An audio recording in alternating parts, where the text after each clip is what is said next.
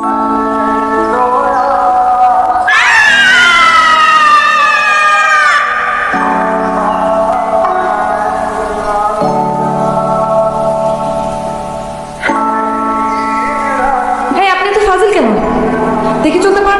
নাম ইমন, আমাদের এলাকার 1 নম্বর ভাটাইমা আর নেশাখোর টিমের লিডার। কি বলো, এত খারাপ ছিল? কি রে দোস্ত, পান্টু খাইতে যাবি না? পান্টু তো খাইয়াই ফেললাম দোস্ত। হেব্বি পিনিকের নাম তমা। বকা চাকরি। এ তমা হবে কি প্রিয় তমা? কি বললেন? আম্মু প্রিয় তমা তো ওই যে আম্মু বন্ধু। হ্যাঁ, প্রিয় তমার কথা বলছি। আমি কি তোমার ওল্ড ফ্রেন্ড হইতে পারছি? মোর পেখমের গল্পটা তোমার জানতেই হবে। আসলে পেখমগুলো আমি অনেক ছোটবেলা থেকে জমাই। কেন?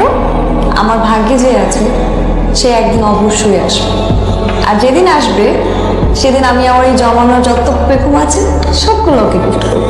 হুমায়ুন আহমেদের বই পড়তে পড়তে তোমার মাথা নষ্ট হয়ে গেছে। রূপকথা রাজপুত্র না হোক, হুমায়ুন আহমেদের ক্যারেক্টার যে শুভ্র, সেটার মতো যদি কোনো ক্যারেক্টার আমার লাইফে আসে না, আমি সাথে সাথে রূপা হয়ে যাই। রূপাকে পাইতে হলে তোমাকে শুভ্র হতে হবে। আমি শুভ্র হতে চাই, তুমি কি রূপা হবে? হ্যালো, কে আপনি বলুন তো? আমি শুভ্র। কি চান? শুভ্র আর রূপার প্রেম চাই। প্লিজ রাখুন। কেউ হতে পারে। এদের মধ্যে কেউ না তো? তোমার মাথা ঠিক আছে? এরা পড়বে বই। হ্যালো, তোমাকে আজ খুব সুন্দর লাগছে। আপনি আমাকে দেখতে পাচ্ছেন? হ্যাঁ, আপনি যে আমাকে দেখতে পাচ্ছেন, আমাকে একটা ক্লু দেন তো। কালো কালার ড্রেস পরতে লাল কালারের একটা টিপ তোমার খুব মনে। আচ্ছা, ছেলেটা কি আমাদের কলেজের কেউ? হতেই পারে, আবার এমনও তো হতে পারে তোমার রূপকথা সেই রাজপুত্র। কালো কালার ড্রেসের সাথে লাল কালার একটা টিপ তোমার খুব।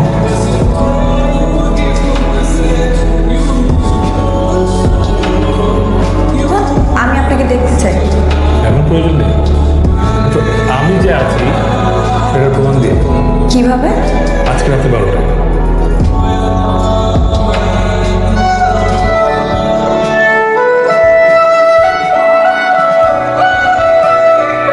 তাহলে এভাবে চলতে থাকো রূপকথার গল্প।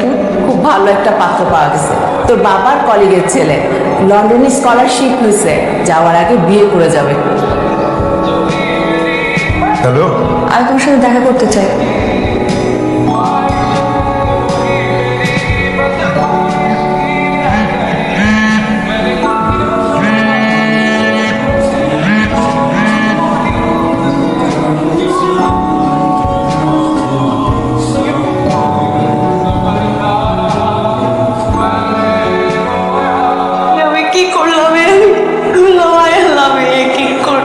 ছেলেকে আমার লন্ডন পাঠাতে তো অনেক টাকা খরচ হবে।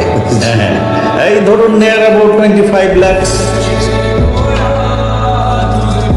এটা নিয়ে কি আপনারা কিছু ভেবেছেন? হ্যাঁ, আপনি এই ব্যাপারটা নিয়ে একদম টেনশন করবেন না। আপনি শুধু বাবাজিকে পাঠানোর ব্যবস্থা করেন। আমি ভুল করে অদেখায় বোনকে ভালোবেসেছি, আর আমার বাবা মা ভুল করে যৌতুক লোভে একজনের কাছে আমাকে বিয়ে দিতে চাচ্ছে। ভুলকে যেহেতু বেছে নিতে হবে, সেহেতু নিজের ভুলকে বেছে নেওয়া ভালো। হ্যালো, তুমি আমাকে আজকে বিয়ে করতে পারবা?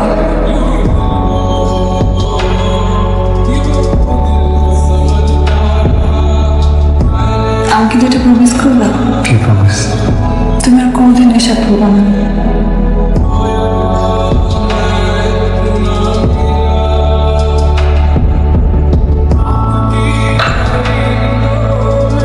এই সংসারে তুমি নেশার আসল বসাইছো।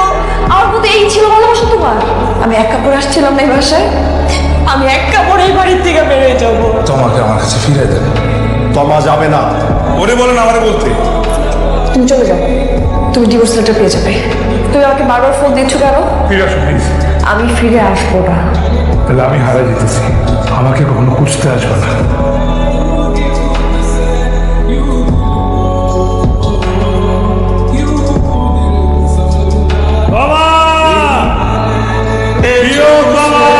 অবশেষে ফিরে এসেছি নিজের ধূসর নীড়ে।